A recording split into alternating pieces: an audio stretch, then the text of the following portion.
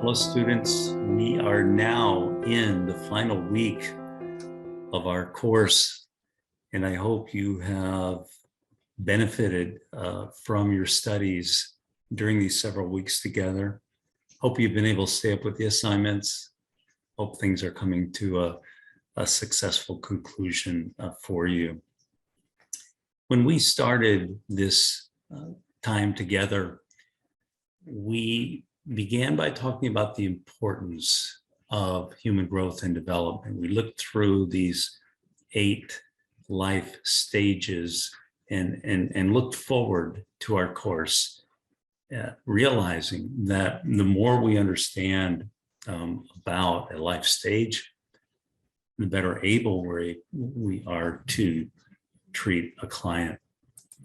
We looked at 4 cases very briefly: a 9-year-old, 15-year-old, 45-year-old, and 85-year-old. We saw these through 4 different factors, 4 different categories: the bio, the psycho, the social, and the spiritual.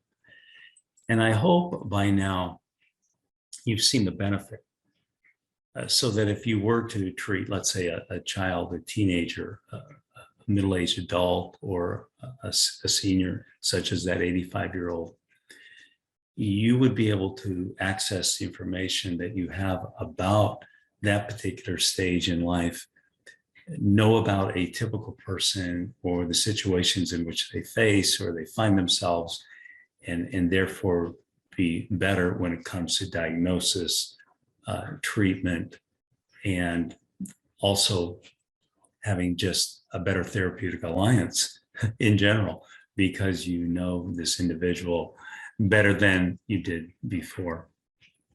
We looked at various theories of individual and family development. This was our first course outcome. And by now, perhaps you're more acquainted with these theorists, such as Piaget, Erik Erikson, of course, Freud, Bronfenbrenner, Vygotsky, the behaviorists such as Skinner and Watson, and then those who introduced us to the Christian worldview in the texts that we read. We tried to identify theories of learning and personality development, looking at the biological, the neurobiological, and physiological aspects of the lifespan. That third course outcome was interpreting human behavior in terms of crisis. We looked at a lot of different situations in terms of what can happen when an individual goes through crisis, and the impact on that individual, and what we need to understand as a therapist, psychologist, clinician when it comes to treating those in crisis. And we also looked at addictions through the lens of human growth and development. How do addictions take place? What's the prevalence rates in each of the age spans, various aspects of addictions. The 5th outcome was about interventions, differing abilities and strategies for interventions. What interventions work best for particular cases that we see in each lifespan. And then we employed ethical and cultural relevant strategies for promoting resilience and optimum development across the lifespan. And remember, I spoke of really the medical model of treating not just a pathology, not just an illness, but seeking to administer preventative mental illness protocols in order to promote resilience and optimum development. We learned that from human growth and development as well. And then the final course outcome had to do with philosophical assumptions about human growth and development from a Christian worldview. We looked at quite a bit of material about human growth and development from the Christian worldview. And I hope that this has caused some thinking on your part, perhaps has verified some thoughts that you've had about it, and maybe it's given you some guidance going forward as a therapist.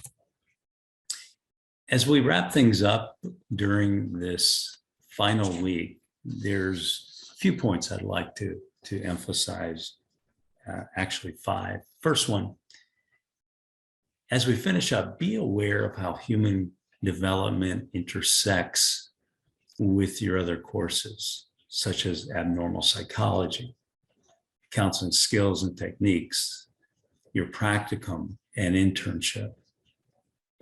Access the information that you've learned from this course to think in terms of these lifespans, the individual that you're thinking about, the certain psychopathology, the certain individual that you're treating in a practicum or in an internship, how your counseling skills and techniques will be adjusted based on what you know about the lifespan. Be aware of this. How do they intersect with other courses? The second point I'd like to make is observe life through the lens of human development, such as the people you meet, the movies and shows you watch. It makes for an interesting life. Not that you're constantly going to be analyzing everything and everyone that you come in contact with. Be curious about this. Make certain observations. Reflect back on the material, maybe a character in a movie, maybe an individual that you're talking to, maybe some book that you're reading or some other literature, and consider it from the standpoint, even news, let's say, even from the standpoint of developmentalism. The fourth point I'd like to make is keep up on the subject. Think back on your course in human development as you prepare for your comprehensives or your licensure exams. This material is going to come up again, right? As you prepare for your professional licensure. In your future practice, apply developmental perspectives in the categories of the biopsychosocial spiritual, considering how these factors inform treatment. Use the material in your future practice. Be thinking back about these things and consider them when you have a certain individual at a certain life stage come through the counseling door. And then the final point I would say in terms of wrap up is don't forget the important element of spirituality. As I mentioned earlier in our first time together during the first week, spirituality is increasingly recognized as an important, if not critical, part of a client's self-understanding, of recovery, of actually an intervention. And my hope for you is that you can utilize this part of human growth and development in as much as the client is open to this information.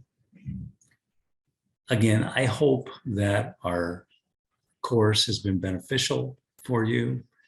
I'm sure you're busy wrapping up, and I hope this goes well and you receive the information that you were hoping for, as well as the grade.